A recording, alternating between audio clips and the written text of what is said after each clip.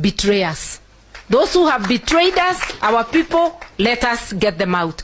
Now to finish. Tumeona wengine wetu tunakuwa recruited kuanza fujo.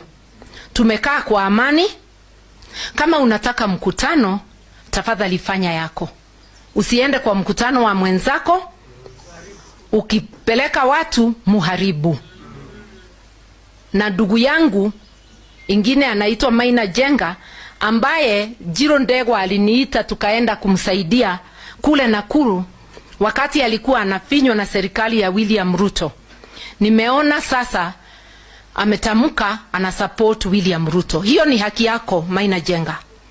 Hatuwezi kudhulumu kwa sababu ya kusupport yule unataka. Lakini pia wewe usikubali kutumika kwa njia isiyoeleweka. Na usipeleke vijana kuharibu mkutano wa wenyewe. Ulisema wewe ni pastor.